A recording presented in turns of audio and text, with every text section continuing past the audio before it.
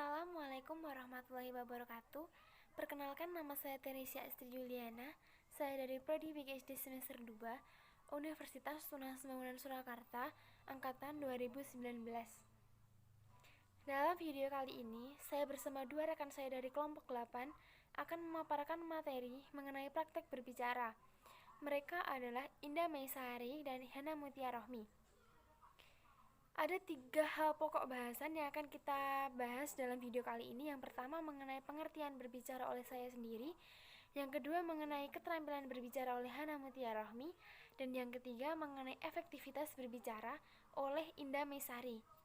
Selain itu, kita juga akan ngasih tips loh buat kalian tentang bagaimana sih caranya agar kita bisa berbicara dengan baik dan benar di depan umum maupun di belakang ataupun dalam organisasi. So, ikutin video kali ini ya.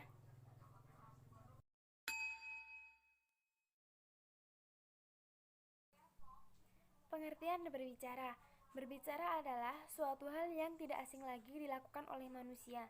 Karena dari manusia bangun tidur sampai hendak tidur lagi, ia menggunakan cara komunikasi dengan berbicara kepada orang lain. Sedangkan menurut para ahli, yang pertama menurut Tarigan, berbicara adalah kemampuan mengucapkan bunyi-bunyi artikulasi atau kata-kata untuk mengekspresikan, menyatakan, serta menyampaikan pikiran, gagasan, dan perasaan. Sedangkan menurut Haryadi dan Zamzani, berbicara adalah suatu penyampaian maksud lisan, pikiran, atau ide seseorang kepada orang lain menggunakan bahasa lisan. Jadi kesimpulannya, dari pengertian dua para ahli di atas, kita dapat menyimpulkan bahwa berbicara adalah suatu penyampaian maksud secara lisan berupa gagasan, pikiran, atau ide yang disampaikan kepada orang lain dengan maksud agar orang tersebut mengetahui apa yang kita inginkan.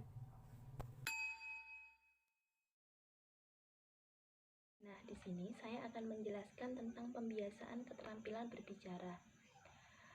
Banyak cara yang dapat digunakan untuk melatih keterampilan berbicara. Berikut beberapa di antaranya.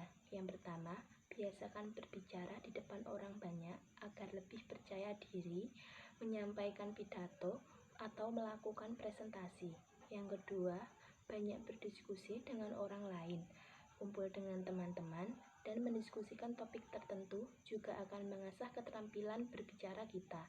Asalkan mau ikut aktif dalam berdiskusi dan tidak jadi pendengar saja. Yang ketiga adalah aktif di organisasi. Melalui organisasi dapat melatih keterampilan berbicara seperti organisasi intrasekolah, pramuka, dan paskibra. Karena aktif di organisasi dan menjadi pengurus, mau tidak mau kita harus berbicara di depan umum. Yang terakhir adalah bergaul dengan orang lain. Bagi yang mempunyai kebiasaan bergaul, biasanya memiliki kemampuan berbicara yang cukup bagus dibanding yang tidak biasa bergaul.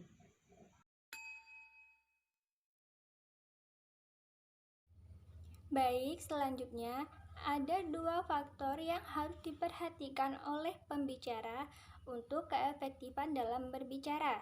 Yang pertama, faktor kebahasaan, dan yang kedua, faktor non-kebahasaan. Faktor kebahasaan terdiri dari 3 poin. Yang pertama, ketepatan ucapan, dan yang kedua, ketepatan sasaran, yang ketiga, pemilihan kata atau diksi. Yang pertama, ketepatan ucapan.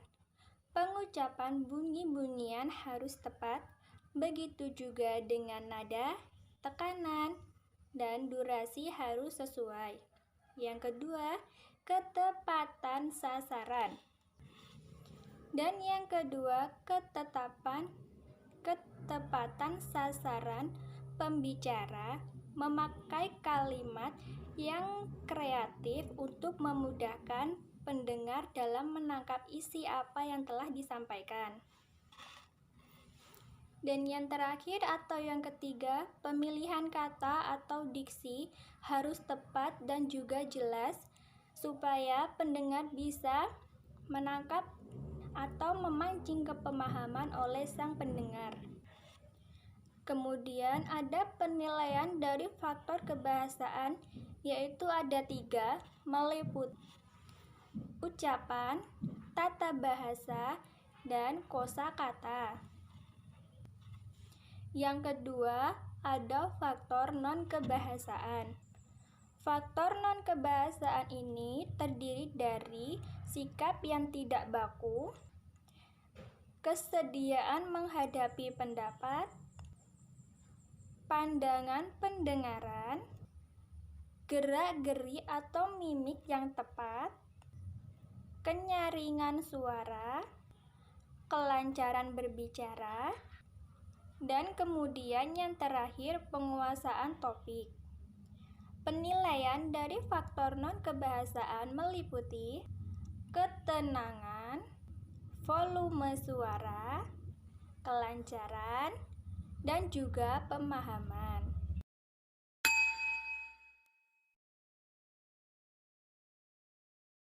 Nah, di video kali ini kita akan menjelaskan beberapa tips berbicara dengan baik dan benar di depan umum. Yang pertama adalah be confident. Hal penting yang pertama untuk menguasai teknik berbicara adalah percaya diri. Teman-teman tidak akan bisa tampil public speaking kalau teman-teman tidak percaya diri. Hal-hal yang biasa dilakukan agar teman-teman percaya diri tampil di depan umum yaitu dengan senyuman. Karena senyuman adalah cara paling simpel yang bisa teman-teman lakukan jika merasa gugup. Lalu, teman-teman juga perlu melakukan kontak mata dengan audiens.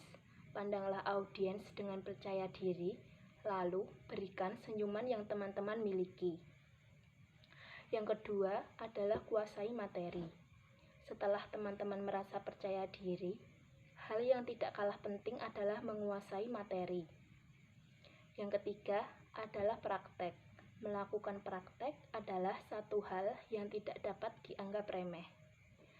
Jika teman-teman ingin ahli dalam berbicara di depan umum, selalu latih aspek berbicara. Teman-teman bisa melakukan hal-hal seperti menulis materi, lalu berbicara di depan umum, melakukan evaluasi terhadap materi, melatih berbicara dapat teman-teman lakukan dengan cara masuk atau gabung dengan organisasi yang dapat melatih public speaking, seperti organisasi entrepreneur atau stand-up comedy. Tips selanjutnya adalah gestur. Gestur adalah gerakan tubuh atau bahasa nonverbal yang dapat menambah penilaian orang lain atau pendengar. Jika kita menggunakan gestur dalam berbicara, akan secara otomatis menambah kepercayaan orang lain terhadap apa yang kita bicarakan. Tips selanjutnya yaitu vokal. Ketika berbicara, kita harus mengontrol artikulasi kita agar kita dapat berbicara dengan jelas, tidak bertele-tele dan juga berwibawa. Tips yang terakhir yaitu penampilan. Ketika hendak berbicara di depan umum maupun tidak di depan umum, kita harus memperhatikan penampilan. Apalagi jika kita berbicara di depan umum. Karena apa? Dengan berpenampilan yang menarik, orang akan melihat kita dan otomatis akan mendengarkan apa yang akan kita ungkapkan.